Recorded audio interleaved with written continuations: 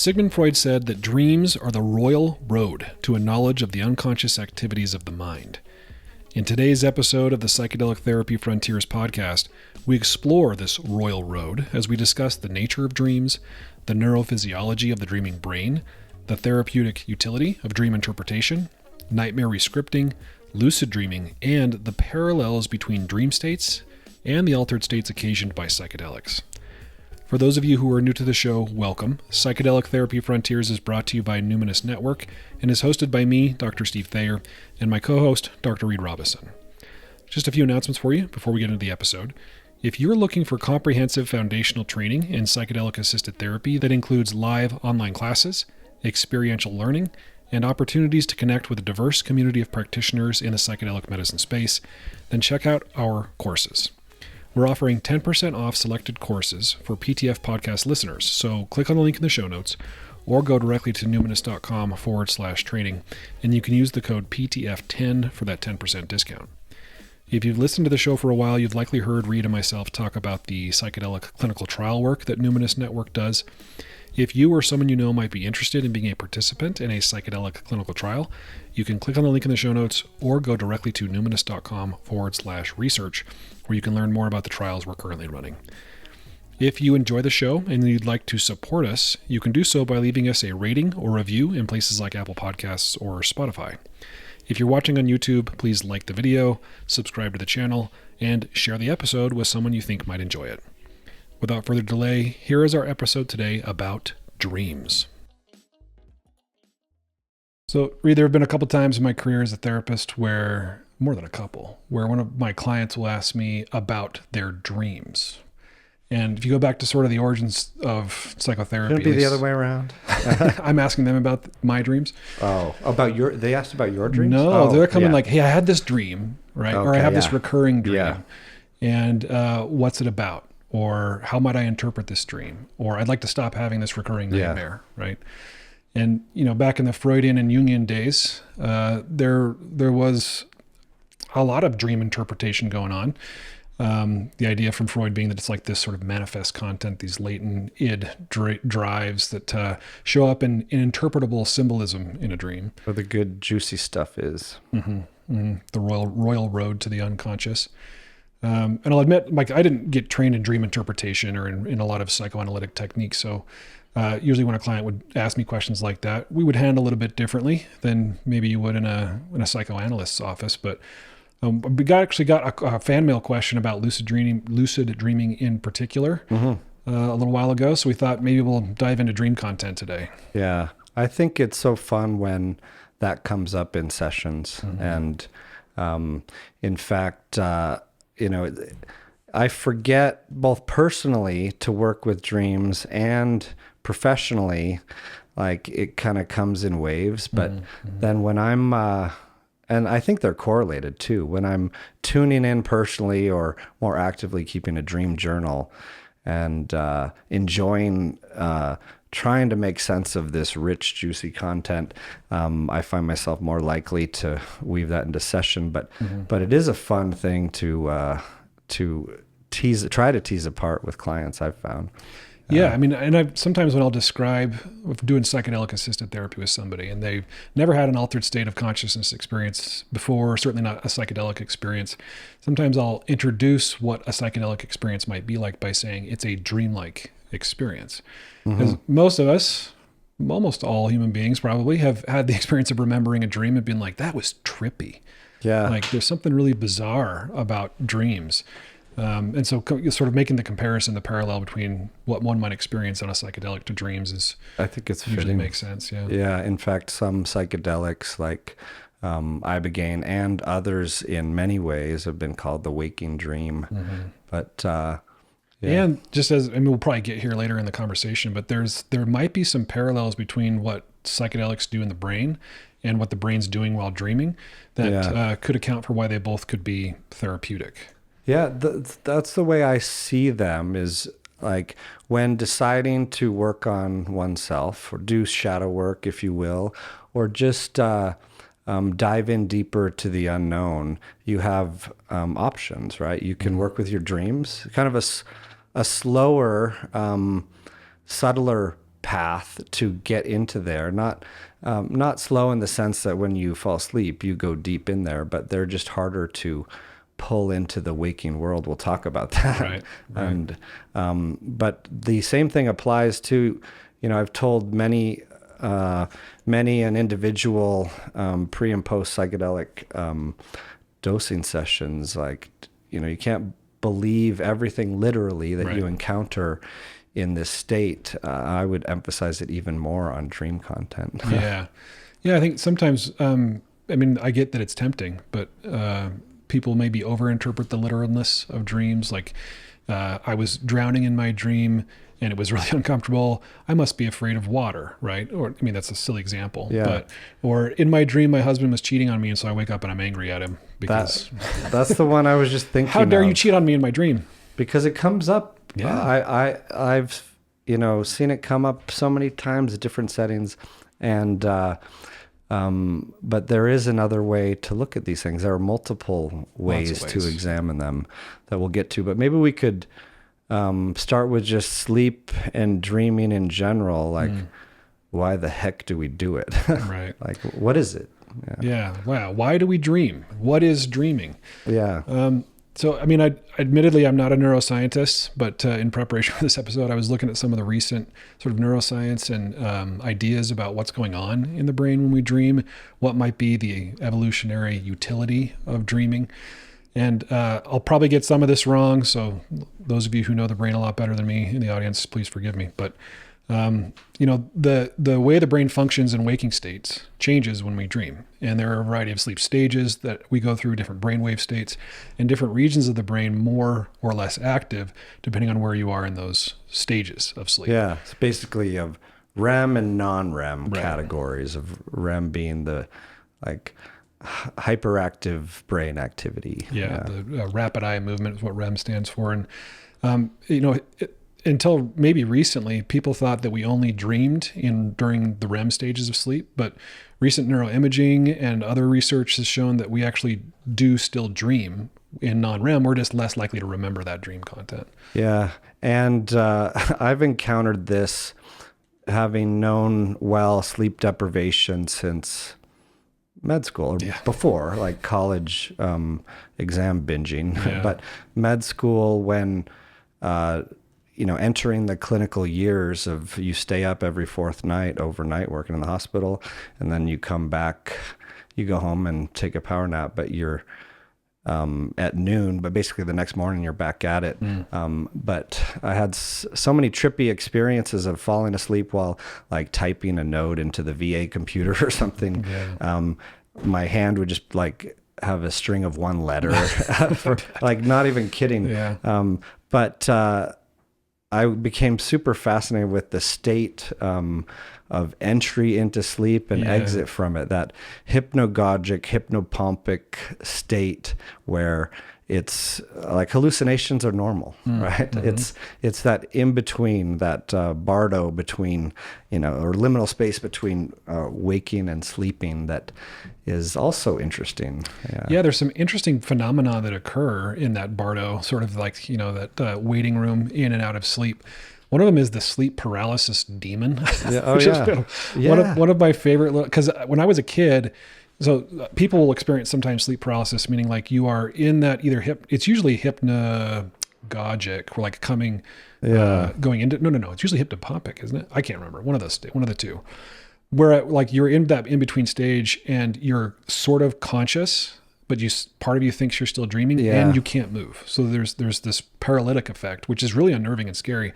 And then oddly enough, there's this common experience of some kind of, scary creature or demonic being. It's usually on top of you. You usually feel like it's putting weight on top of you. Isn't it wild how common of an experience that is? Like how something so weird can be part of a formal sleep disorder. Right. Yeah.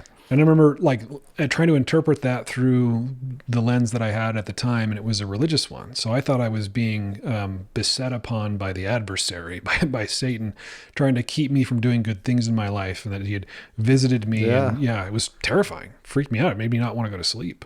Yeah, because there are those stories, in in the religious, kind of the modern religious history, like Joseph Smith, for example. Yep. Yeah, overtaken by something A dark kind of force paralyzing him. Yeah. Before the the great apparition. Mm-hmm. Yeah. But it makes you wonder, like, what's going on in the brain during these different types of sleep stages. You mentioned REM and sort of the sleep deprivation.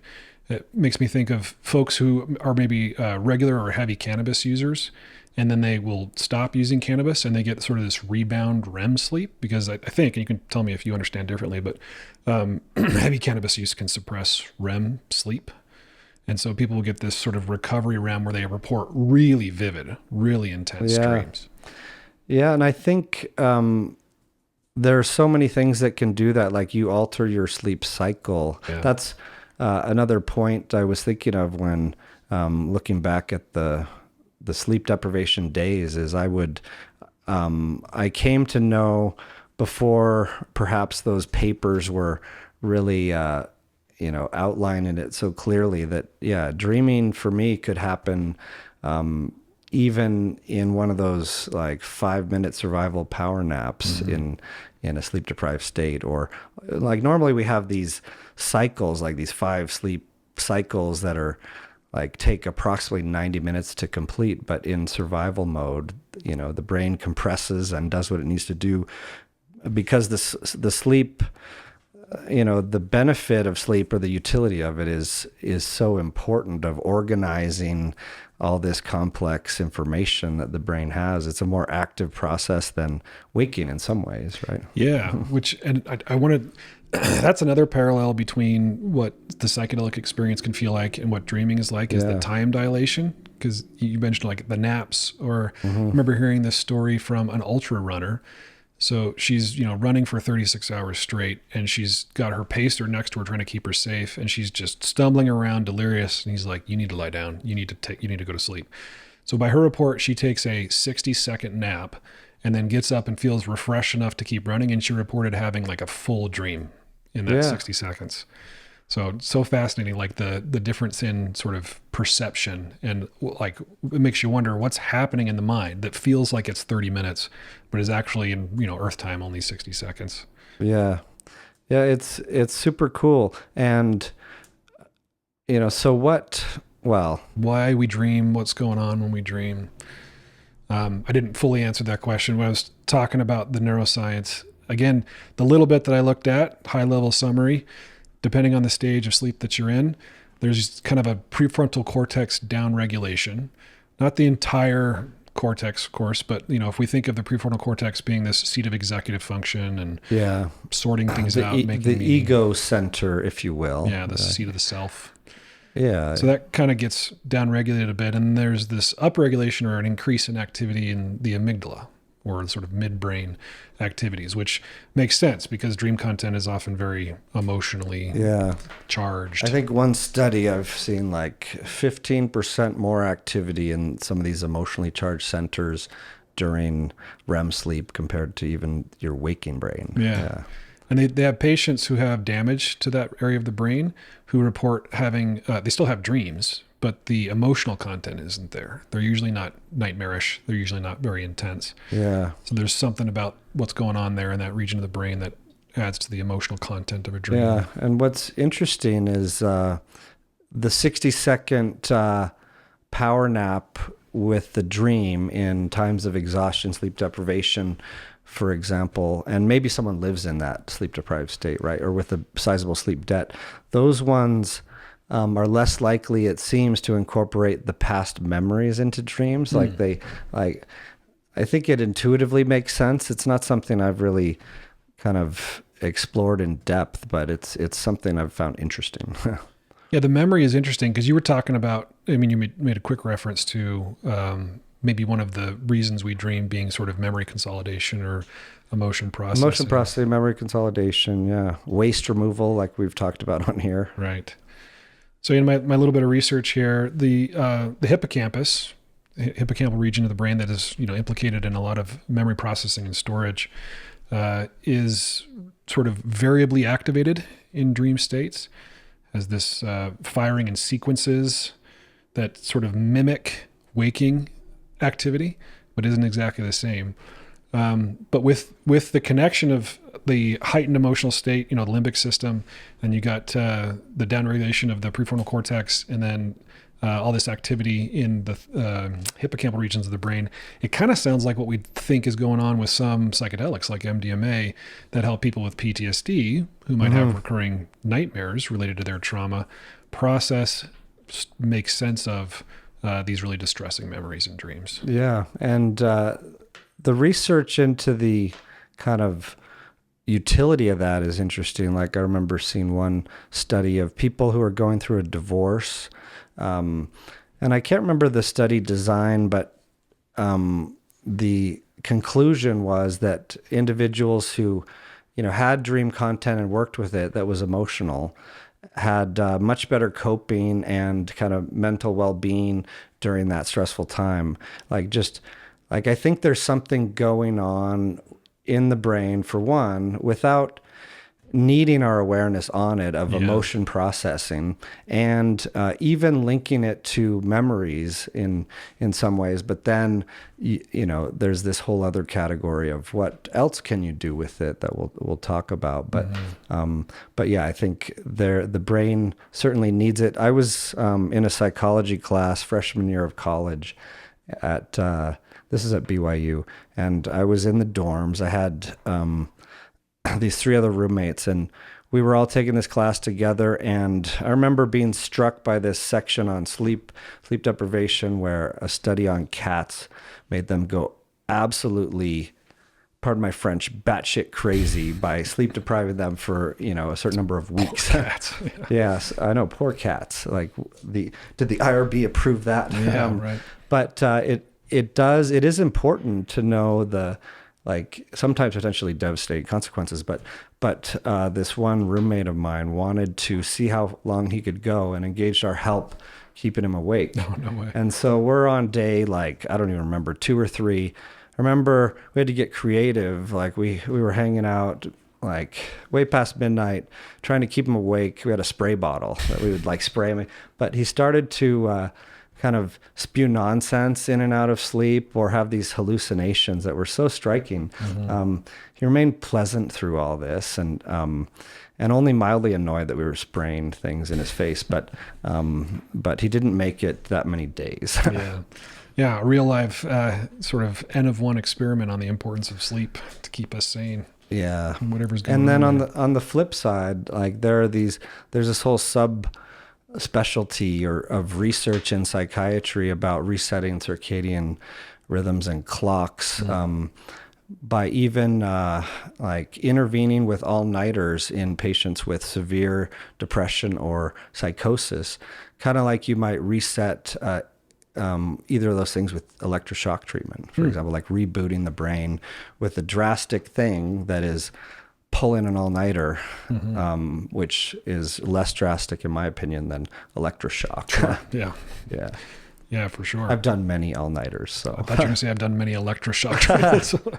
I wasn't going to judge. I mean, yeah, I've never hopped in the chair on the table on that one. I've been in the room countless times, but and I don't practice that, but certainly have seen its controversial role in severe suicidal depression, and benefits for some, and also really hard to tolerate memory and other issues that are significantly challenging as an intervention, which is why I gravitated more towards ketamine research for a tool in that. And ketamine's another interesting one that, we've talked a lot about the varieties of the psychedelic experience, but some people report ketamine being a bit more dream-like than maybe some of the other psychedelics. Yeah, especially about sort of how you feel relative to your body, the floating around less of a experience, applying a new texture to the visual world, or giving you predictable geometric shapes along with the music, and more likely to have kind of scenes and images, and which could be described more like a dream. Yeah. I want to go back to something you said a little earlier about it's interesting that there is stuff going on in our mind that we're not conscious of that's helping us in our waking life. Like there are experiences that we have during the day that are hard to metabolize, but sleeping on them helps metabolize them. And it's known well enough that we even have idioms in the English language related to it, like sleep on it. If you're going to make a decision, sleep on it first. Yeah, not until you've had a good night of rest. Right. But really, I mean, sleep deprivation, we're all like babies, even if we don't admit it, where, we'll get our own kind of cranky, irritable, depressed, emotionally dysregulated, or have those kind of inclinations come up drastically when sleep deprived compared to when not. Yeah. Not to mention long-term health benefits, but there's also research on depression and REM and well, interestingly, like in some say that in depression, your dream content gets more bland, mundane, and kind of along with the alexithymia, kind of sucking the joy out of life, there can be a negative spin on the whole dream world too. Yeah. Yeah. I mean, it kind of makes sense if, to the extent that we understand what's going on in the brain when somebody's depressed, if there's sort of this blunting of emotional experience, then it makes sense that it would carry over to the dream world. Yeah. So we do take these unresolved emotions into sleep and come out with them a little better organized. Yeah. Yeah. Yeah. So as far as back to the question of like why we dream, I guess there's one potential functional interpretation of why we dream is that it sort of helps us metabolize the emotional content of the day in this weird playground laboratory of the sleeping mind. As far as other sort of more existential interpretations or metaphysical interpretations of why we dream, I don't know. Some people might make the argument that you're visiting a different plane of existence, like they might with psychedelics, that it changes the channel of your brain. Yeah. And it gives me it helps me kind of relax a bit in that knowing that if I just sleep, the body's going to do what it needs to do. And sleep is a place, sleeping, dreaming, the in-between. These are great tools if you want to explore your unconscious a little more. And they can be extremely useful in therapy in many instances in different ways, right? Yeah. Do you want to go there? Talk a little bit about how we might use dreams in therapy. So I started by talking about sort of how, a traditional psychoanalyst might use dream content. They might have you sit and sort of free associate or just think out loud about your dreams. And then some folks get really into the interpretation of dreams. There's even books written about how certain things that happen in dreams that are really common have certain meanings. I can't really get on board with that, frankly, just personally. I don't know that we have sort of authoritative stances on what particular things mean, like how you even get an authoritative stance on, if your dreams feature teeth falling out a lot, it means that you are, I don't know, have poor attachment to your grandmother. That's what the dreamwebsites.net will tell you. Yeah, right. But I like kind of, as a spoiler, I like the Jungian approach, like most people do, more than the Freudian dream interpretation. But and the Jungian approach to dream imagery does focus a lot on dream symbols. But I'm reading this book called Boundaries of the Soul by June Singer, and it's the best introduction to Jung in therapy that I've encountered. It's a pretty thick book that she redid at the end of her career, but still over a decade old, June. But I like how she takes Jung's approach to symbols and says, let's look at them in three ways. First, and probably most important, would be personal associations. What does it mean to you? And then next could be like factual associations, like what could it literally be tied to, or why might this come up? I like looking for those kind of easy clues too, but then there's the archetypal kind of amplifications, or like, what does this typically mean in myth, in symbols, in what can we learn from archetypes and the collective in our lives? And that can be extremely rich and extremely also prone to interpretation that might not be exactly right for you at that right time if you're not kind of, careful with your approach. Yeah. And that's my, general concern about the overinterpretation of imagery in dreams. It's similar to my concern about the overinterpretation of what shows up in a psychedelic experience. Is, this is I had a visit with the oracle in my dream and it told me this is what needs to happen. This is what that means, or it's a prophecy. I need to wait for this to be happening or do something in order to get this to happen. Yeah. It could be innocuous, but you can imagine scenarios where, that could put somebody on a self-limiting path. Yeah. So you've got this nightly opportunity if you choose to try and tune in. And, if things do come up, as we all know well, like they're slippery. Your dream memories, if you don't catch them, for most people, they're gone and gone rather quickly. And so for me personally, if I don't have a dream journal at the bedside, and kind of an intention to catch it, then even if this happened the other day, I woke up with a super intense dream, like not a pleasant one. And I remember thinking, I don't need to write that down because this is so vivid. Surely I'll remember it. Yeah. And I've had that happen hundreds of times in my life. So, should have known, whatever. I'm not putting shoulds on my dream practice, right? But I could have caught it. And the beauty of it, and maybe I'll share some personal examples before we wind down, but the beauty of catching them is you can go back to them, like insights that come up in your integration of any altered state. And I would lump in dreaming. But I'm a big proponent, just from personal experience, of writing them down and revisiting over time.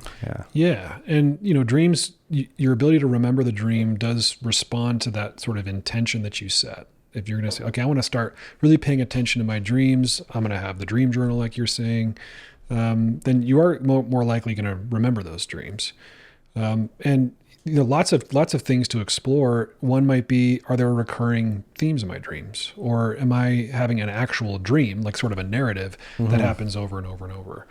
And is it distressing to me? Is it the recurrence of an actual memory, right? Sometimes dreams are just, trippy Alice in Wonderland, Willy Wonka, crazy experiences. But oftentimes they're sort of the replaying memory, maybe even a traumatic memory over and over again. And another kind of thing, well, maybe I'll pose you the question, why does it seem like another pretty universal experience to have had a dream of being chased? I was just thinking that as you started that sentence. Yeah, I mean, my honest answer is I don't know. But there do seem to be themes like being chased, falling, trying to do something and not able to do it, like trying to fly and not being able to fly, or trying to run and feeling like you're running in quicksand. There's often a frustrating element.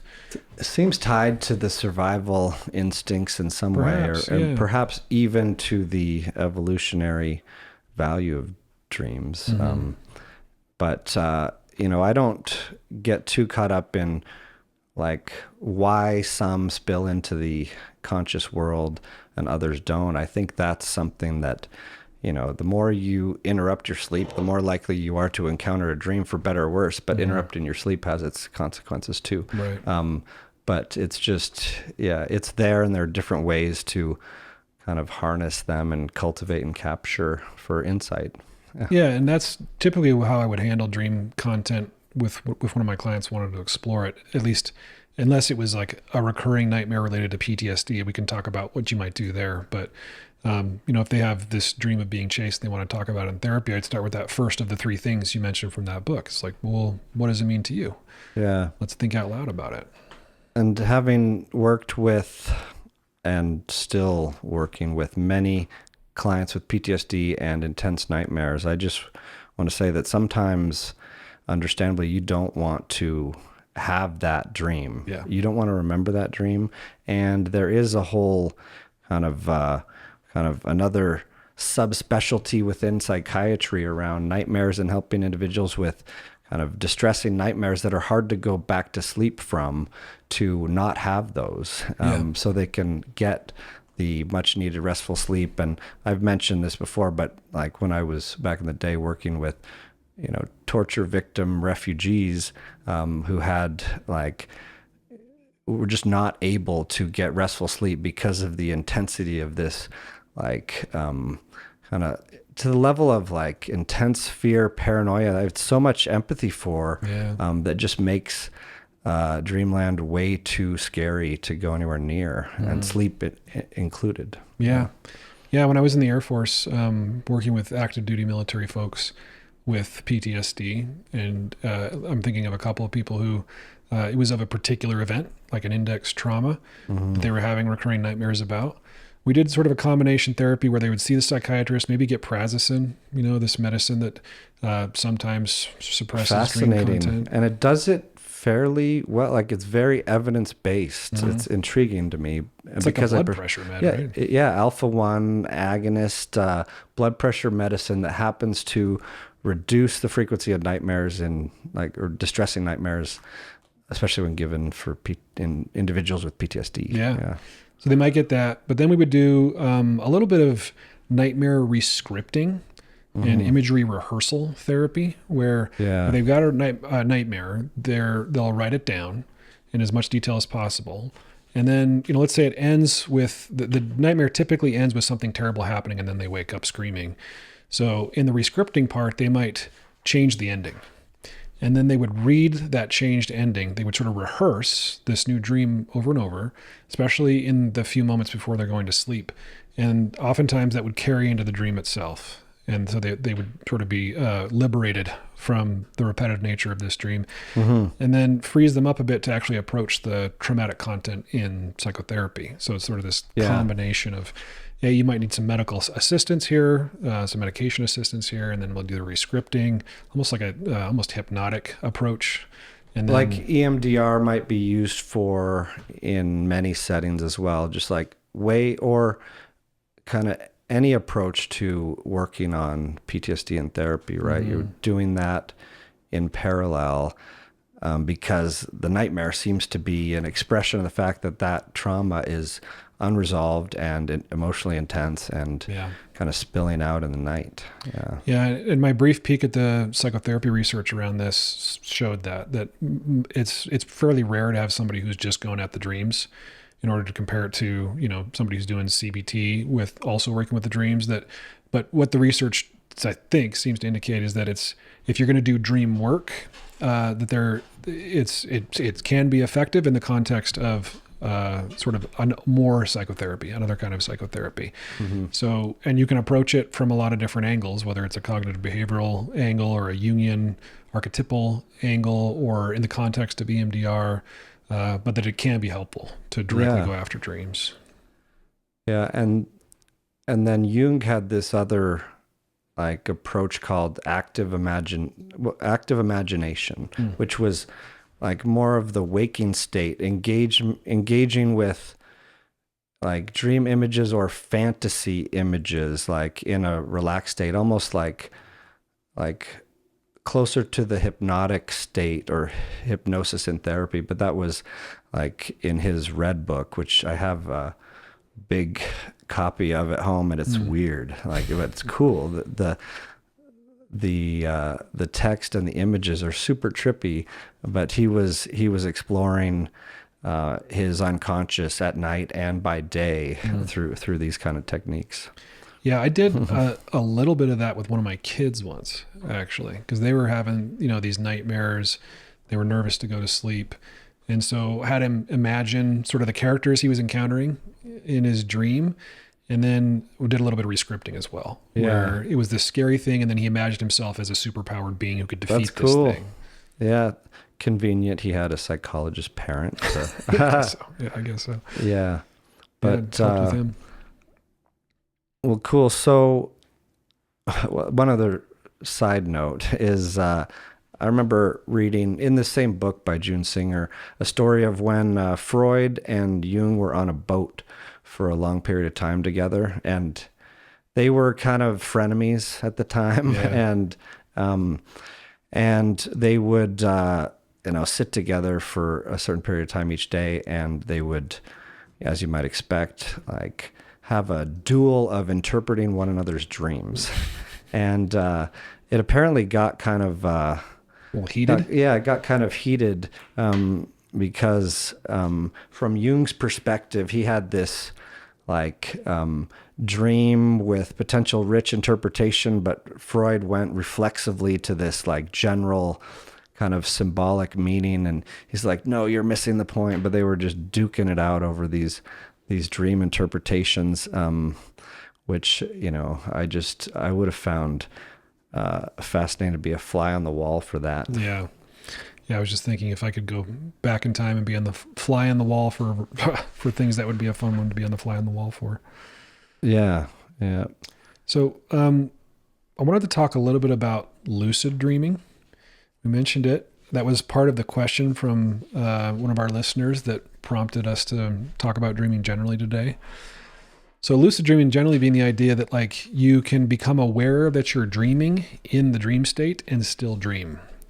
And there are folks who have just created like a hobby out of this, or they really want to practice lucid dreaming because it can be quite enjoyable to be in your dream, realize you're in a dream, and then all of a sudden you're Neo in the Matrix and you can fly. Like you can sort of control what's going on in the dream state. Exhilarating, like free trips. Yeah.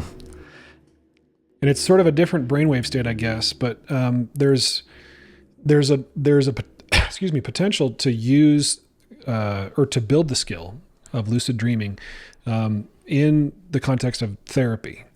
And it kind of goes back to this dream rescripting, nightmare rescripting thing I was talking about, that if you feel powerless in your dream, it's so scary you don't want to go to sleep because you're just going to be beset by this terrible nightmare, that building the skill of lucid dreaming, getting a little control, you're almost doing live rescripting during the dream if you've got a little bit of control in the dream.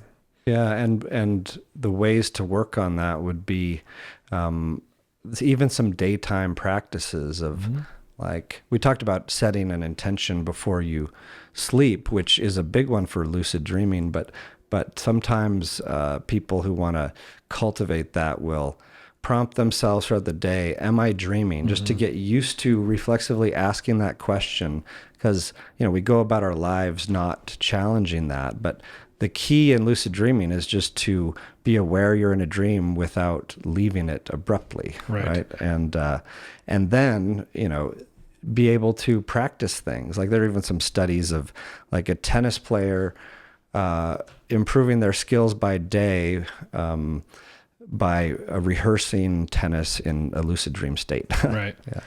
Yeah. So ways to sort of prime your becoming aware by doing the things you described. There's other little tricks and techniques, like in addition to asking yourself, am I dreaming? Hold your nose and see if you can breathe. Like these little things that don't necessarily work in dreams that help you realize, oh, I'm dreaming. I remember as a kid, one of my favorite cartoons was Batman, the animated series. Such a cool cartoon. And in one of the episodes, there's I forget what the villain is, but he has Batman trapped in sort of a dream. Might have been the Mad Hatter or something like that.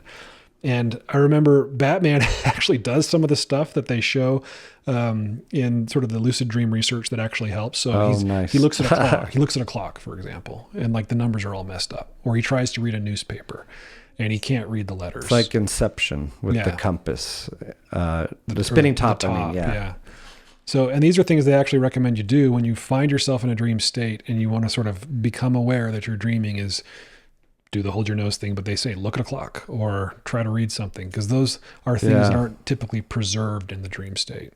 Yeah. And there's also a tip from a lot of people who do this to stay in a lucid dream state, engage with the senses of the dream, like go around, touch things, kind of like we tell people to be curious about their psychedelic experience, and if there's a door, open it.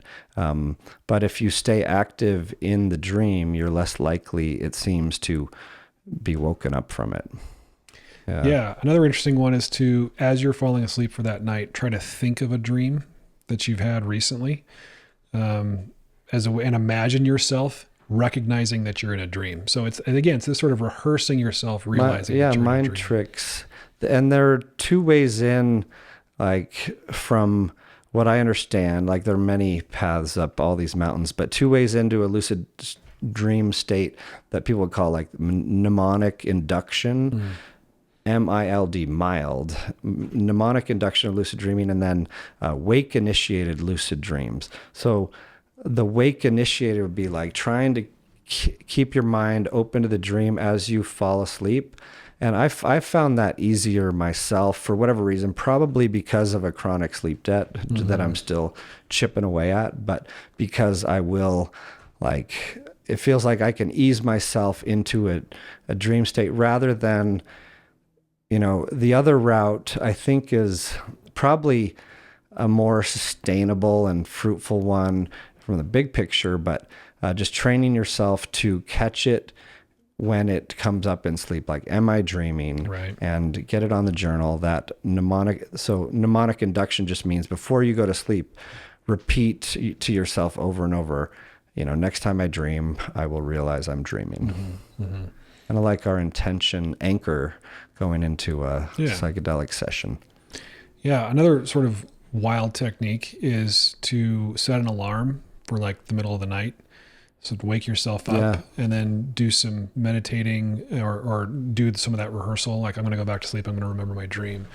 And some of the dreams that I remember the most are the ones that seem to happen as I'm waking up after like sleeping in too long, and I'm going in and out and in and out. When your routine is thrown off by something, like, and for me, that could include, I have to catch a flight at 6 a.m. Right. And so that 4 a.m. alarm is, might very well be on full blast during a pretty active session of REM dreaming. Right. Yeah. Right.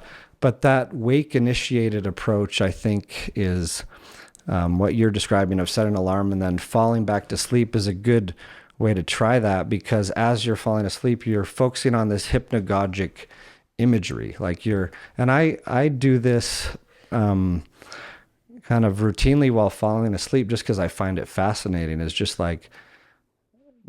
in the dark room, eyes open or closed, just on the screen of the mind's eye, what is coming up? And like, as I get closer and closer to that edge, that teetering over the edge of falling into sleep. And I think I've gotten a lot of hours of practicing this in yoga nidra, because I was a big part of my yoga training back in the day of like this yogic sleep, but also just shavasana and yoga class where you're trying to let go of yourself completely, but without falling into sleep so much that you're snoring, which I've done one memorable time in yoga class. Yeah.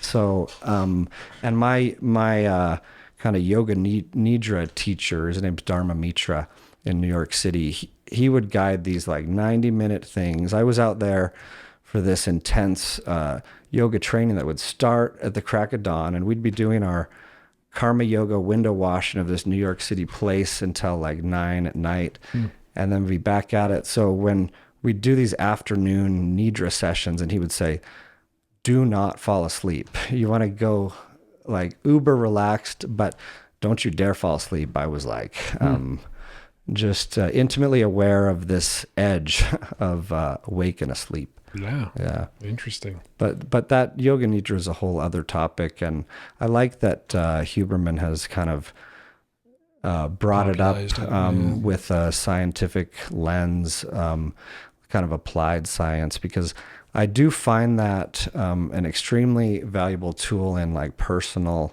development, of combined with other practices to let them absorb in that state with intention. Like, you take what you're working on and you marinate it in this fertile ground for long enough. And I think that is worth its weight in gold. Yeah. What does he call it? Non-sleep deep rest.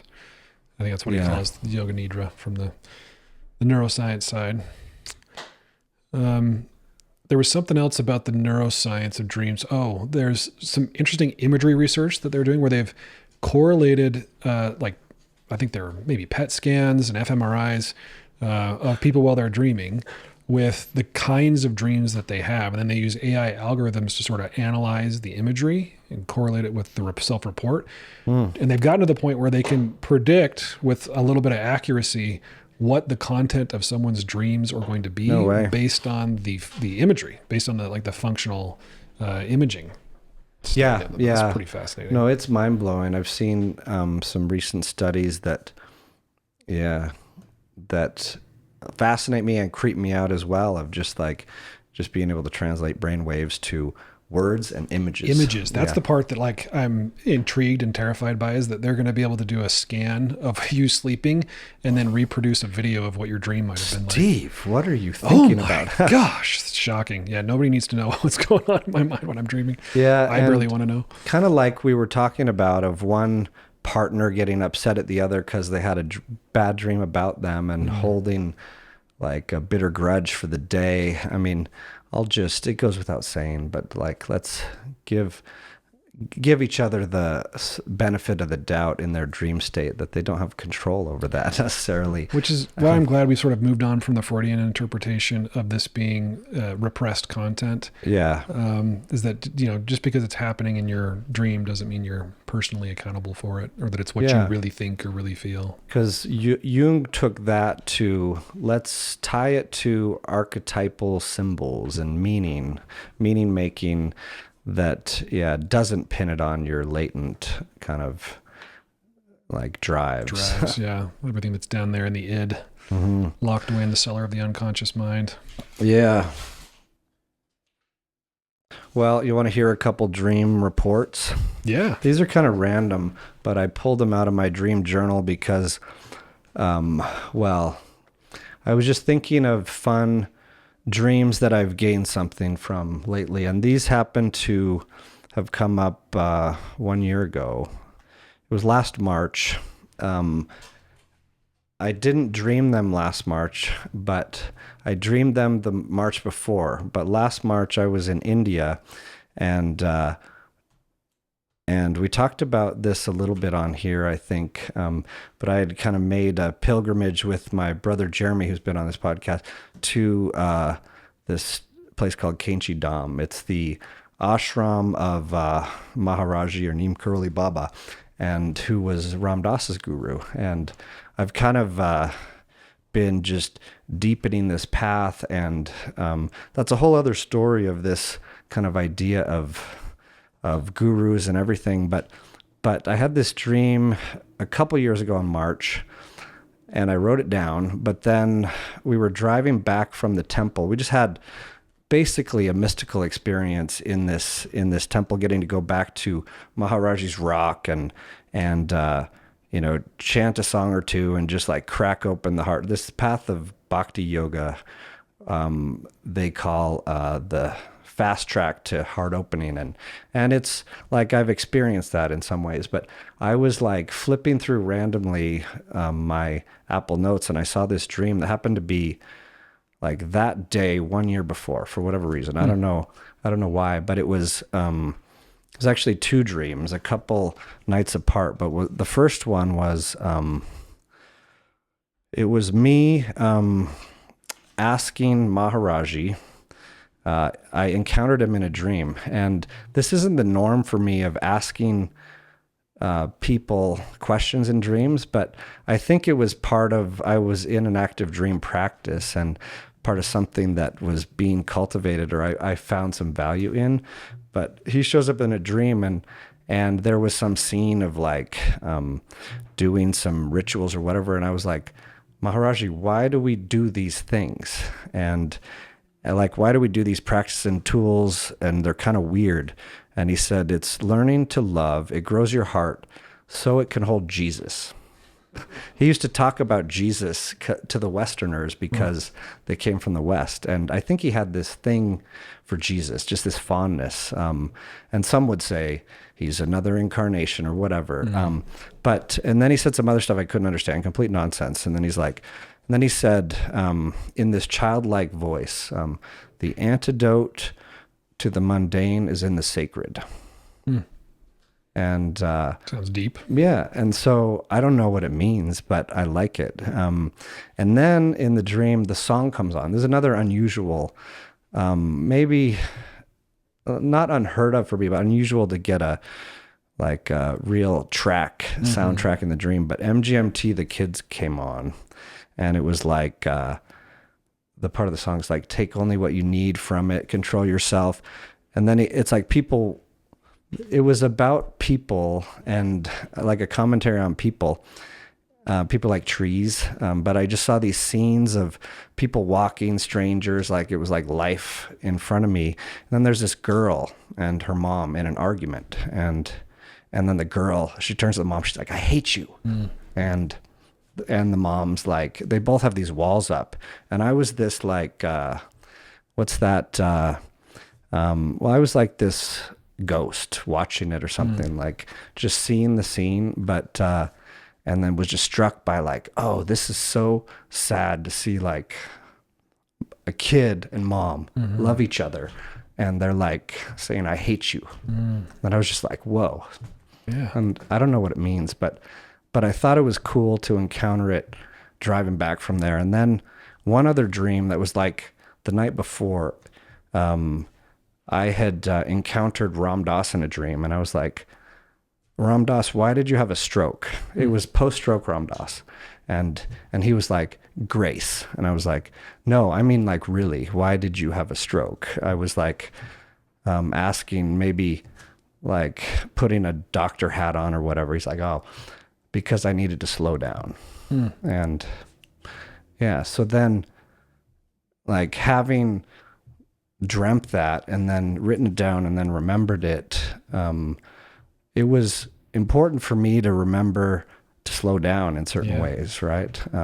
So I just bring that up as an example. It's a great example. Yeah, they're not the maybe stereotypical like kind of dream formats, but yeah, they were kind of vivid, meaningful ones that I'm glad I captured. Yeah.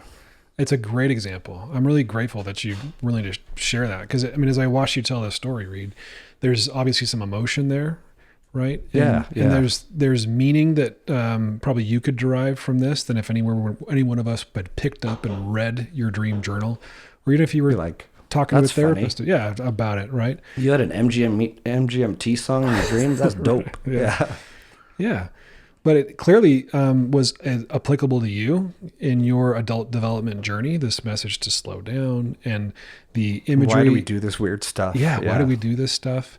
And then the tenderness that you feel around people who love each other, who are, kept from each other because of the walls that they have up. Like that, it's a great example of just the potential richness of a dream, what it can tell us about ourselves, what it can tell us about what our values are and where we might be off the path or out of tune with respect to those values. Yeah, it's good stuff and motivates me to catch more dreams, right? Yeah. Dream catchers.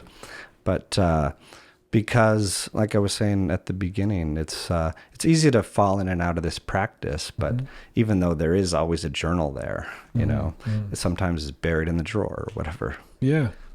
Well, you're inspiring me. I've never really taken dream journaling very seriously or, derive anything from my dreams very seriously. I don't tend to remember my dreams, but I think that might be because, like I said earlier, I don't necessarily have an intention to remember my dreams and used to dream more vividly, back in the day and have recurring dreams sometimes and these are sort of the more archetypal dreams, but like being embarrassed in front of a group of people or the ones that always often come up are I'm back in college and I've signed up for a class that I didn't realize I signed up for, or I'm late to a class. There's like all this school related anxiety that shows up in my dreams, or I'm back on the high school football field and the coach is like, Steve, you're 42. What are you doing here? And I'm awesome. Like, put me in, coach. And he's like, okay, fine, you can play. But of course I don't have my cleats. There's always this longing, like this thing I want to participate in, but I don't have what I need to in order to participate in it. Or then sometimes I'll have dreams that I'm back on a Mormon mission, an LES mission. Or naked at school. No. Yeah. I don't have the embarrassing naked dreams, thank the Lord. But yeah, like I'm back on a mission and then it occurs to me that the same with the football dream, like, wait a second, I'm married and have children. What am I doing on this mission? Should I go back to my life? Yeah, maybe I should go back to my wife and kids. Yeah. Yeah, they're so curious. So curious. There's this book that I had recommended to me recently that I want to pass along. I've just acquired it and haven't digested it yet, but it's called Dream Work by 2 or 3 Jungian analysts who have a very popular This Jungian Life podcast. Oh, interesting. Yeah. So they wrote a book called Dream Work, and even though I haven't read it yet, I did pull some tips just to share for catching and interpreting your dreams, right? Sweet. And so we've been talking about write down the dream, capture as much detail as you can, because like one detail might beget another one as you're working with these things, and just anchoring it in as much color as you can. And then identify emotions felt during the dream. I think that's something we often forget, but we don't forget it in therapy, but forget in day-to-day dream work. And note recurring symbols, patterns, like patterns, like you're talking about, I think are important. And then explore personal potential meanings. I'd say first on a personal level, but then like these archetypes or big themes, like Divine Mother, things like that. And consider how it may apply to waking life. Because, yeah, dreams, I do believe are an invitation to deeper understanding of ourselves. Maybe we should end it right there, because I like that. Dreams are, what did you say? An invitation to greater understanding. Deeper understanding of ourselves. Yeah. Well, go try some on. Yeah. Sweet dreams, everybody. Okay, take care. Psychedelic Therapy Frontiers is brought to you by Numinous Network, a company committed to helping people heal and be well by delivering technology-driven clinic support, clinical trial research, and comprehensive practitioner training in psychedelic-assisted therapy. You can learn more about Numinous Network at numinous.com. That's numinus.com. If you enjoyed the show today and you want to support us, here's how you do it. You can leave a rating or review on places like Apple Podcasts and Spotify, subscribe to the Numinous YouTube channel, like the YouTube videos, and share the show with somebody you think might enjoy it. If you're interested in comprehensive training in psychedelic-assisted therapy, check out our courses at numinous.com/training. These courses are carefully crafted by Numinous professionals like myself, Reid, and others, and include live online classes, experiential learning, and opportunities to connect with a diverse community of practitioners in the psychedelic medicine space. I really love teaching these courses and connecting with you all, so check out numinous.com/training, and I hope to see you at the next training cohort. The content of this podcast does not constitute medical advice or mental health treatment. Please consult with a medical or mental health professional if you believe you are in need of mental health treatment.